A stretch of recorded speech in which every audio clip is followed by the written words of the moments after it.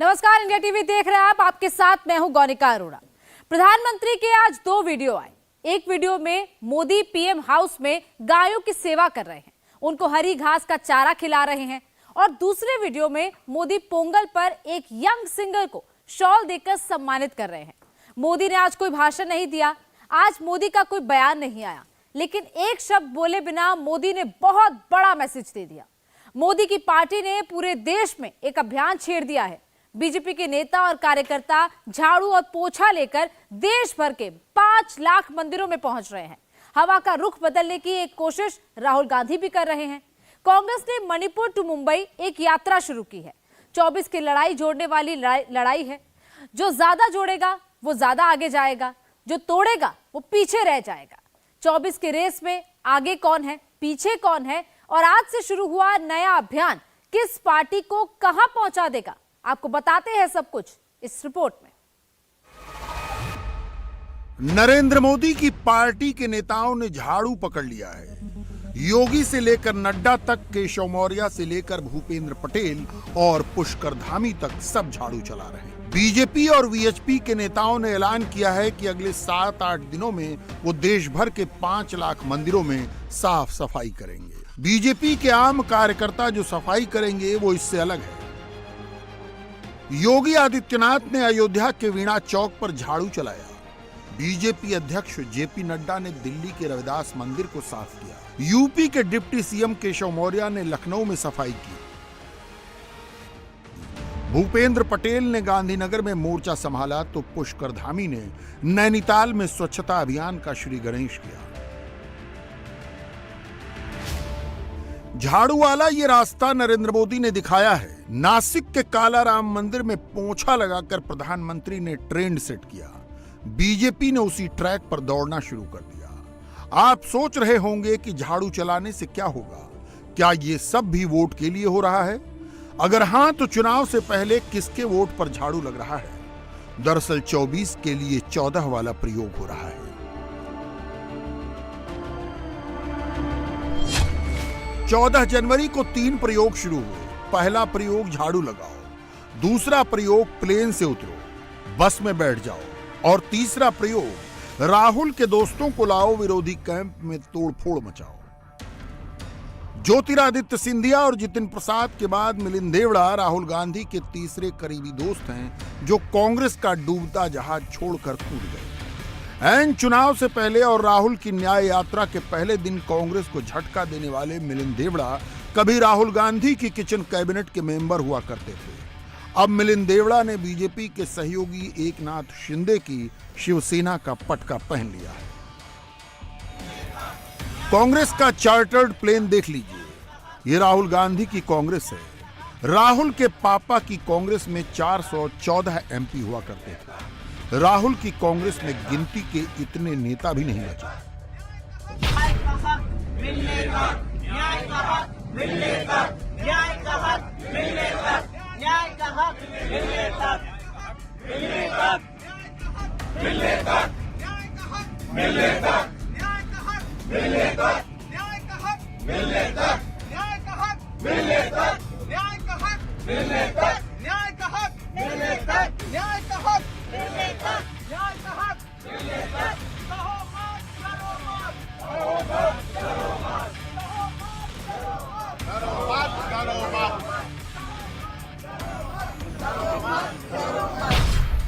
कांग्रेस के नेताओं के चेहरे पढ़ लीजिए, हर दूसरा चेहरा नाउम्मीदी से भरा हुआ। इनको मालूम है चाहे कुछ भी कर लो, हार के ही आना है। चर्चा एक दूसरे प्लेन की भी है। अयोध्या जा रहे प्लेन में रामधुन बज रही है।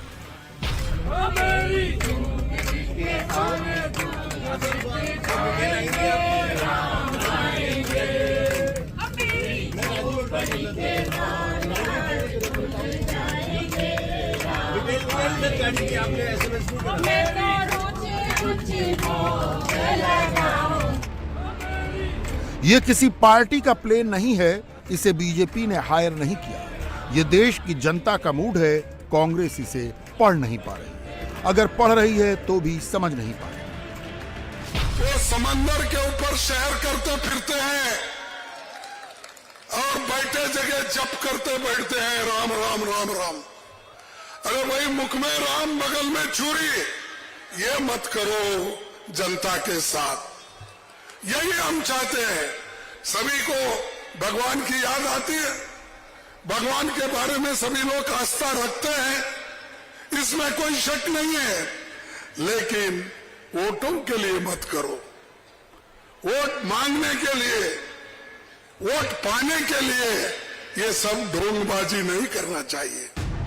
मुख में राम बगल में छुरी और वोट के लिए ढोंग। नरेंद्र मोदी के लिए कांग्रेस ने ये कोई पहली बार नहीं बोला, और ये भी रिकॉर्ड पर है कि कांग्रेस ने जब भी मोदी पर पर्सनल अटैक किया है उसे घाटा ही हुआ है। इस बार तो मोदी के साथ राम मंदिर वाला प्रोजेक्ट भी अटैच है। नरेंद्र मोदी ने एकदम पर्सनल लेवल पर अलग प्रयोग किया। मकर संक्रांति और सूर्य उत्तरायण के मौके पर पीएम हाउस में गाय की सेवा की। ये तस्वीरें मोदी को अलग लीग में लेकर जाने वाली हैं। इनके बारे में मोदी ने एक शब्द नहीं कहा, लेकिन ये तस्वीरें हजार हजार शब्दों से बढ़कर हैं। दिल्ली में नरेंद्र मोदी पोंगल फेस्टिवल में भी शरीक हुए। एक यंग सिंगर का गाना प्रधानमंत्री के दिल को छू गया।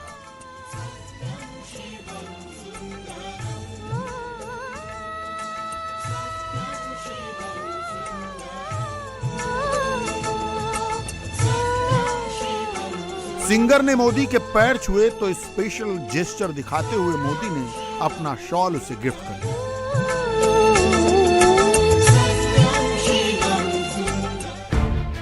राहुल गांधी कहते हैं कि वो विचारधारा की लड़ाई लड़ रहे हैं, इसलिए चुनाव में जीत हार की परवाह किए बगैर वो चुनाव से पहले यात्रा पर निकले हैं। सवाल उठा कि यात्रा शुरू कहां से होनी चाहिए। कोई लोग कह रहे थे कि वेस्ट में शुरू होनी चाहिए, कोई कह रहे थे ईस्ट में शुरू होनी चाहिए, और मैंने साफ कहा कि अगली भारत जोड़ो यात्रा सिर्फ मणिपुर से ही शुरू हो सकती है और कहीं से नहीं शुरू हो सकती।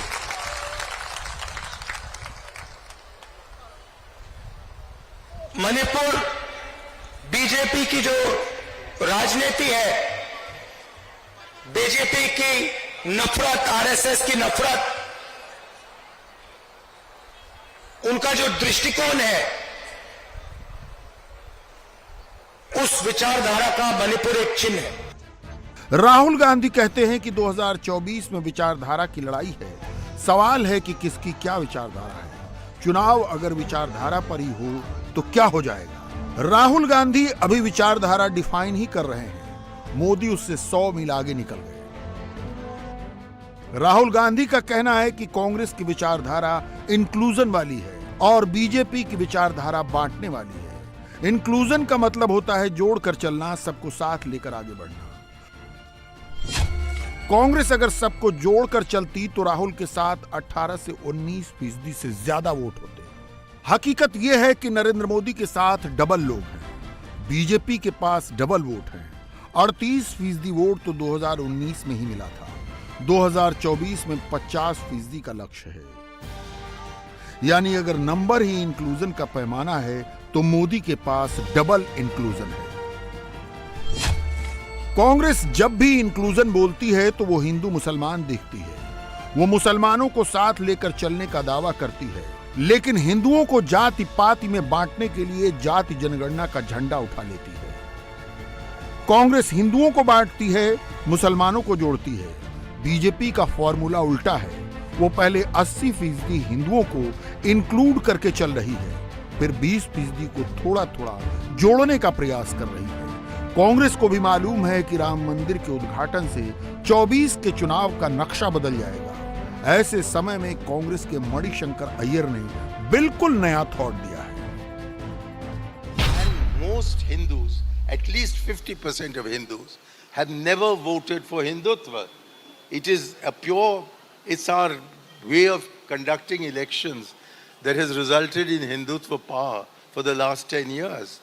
So now that Mr. Modi's attempt at being personally present and personally conducting the religious ceremonies has received such strong disapproval from the 4 accepted seers of the Hindu religion, who constitute what you may call the pontiffs of the Hindu religion. I think it's all going to turn back on him. It'll bite back, and I am not ready to write off the elections as some people would like to do today before the first vote is cast. Manishankar Iyer कहते हैं कि 50% से अधिक हिंदू हिंदुत्व पर vote देते ही नहीं और मोदी का प्राण प्रतिष्ठा करना हिंदुओं को अच्छा नहीं लगेगा। मणिशंकर अय्यर का दावा है कि 24 के चुनाव में हिंदू ही मोदी को वोट नहीं देंगे। इस थॉट में दिक्कत क्या है?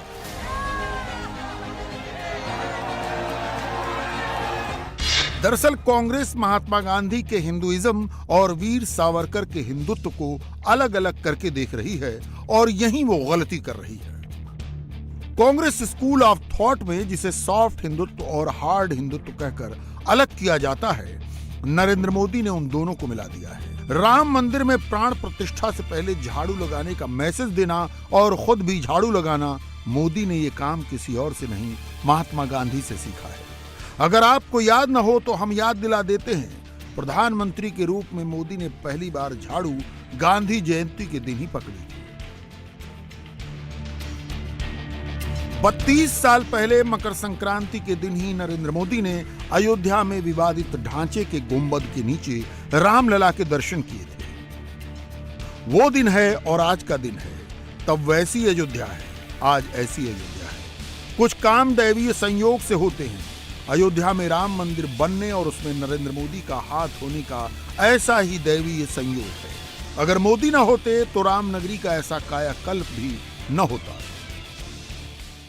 अयोध्या में 500 वर्षों के बाद 22 जनवरी को प्रधानमंत्री मोदी जी के करकमलों से प्रोग्राम अयोध्या में अपने भव्य मंदिर में विराजमान होंगे तो देश ही नहीं, पूरी दुनिया के अंदर जहां कहीं भी सनातन धर्मावलंबी रहता है उसको तो गौरव की अनुभूति होगी ही, उसके चेहरे पर एक खुशहाली तो होगी। मेरा ये मानना है 22 जनवरी का कार्यक्रम दुनिया के अंदर जहां कहीं भी सभ्यता और संस्कृति को कुचला गया होगा, उनमें एक आस है, उनके लिए एक नया विश्वास है। 22 जनवरी का कार्यक्रम। मोदी हिंदू हित की बात कर रहे हैं।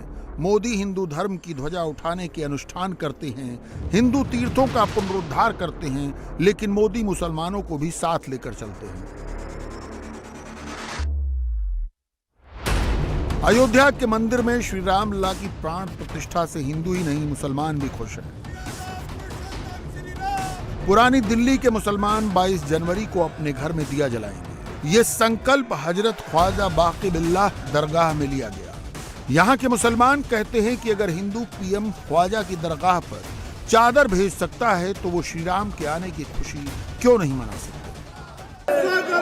स्वागत है, श्री राम जी का स्वागत है, स्वागत है, बैसागत है, श्री राम जी का स्वागत है, स्वागत है, बैसागत है, श्री राम जी का स्वागत है, मर्यादा पुरुषोत्तम श्री राम जी, स्वागत है, स्वागत है।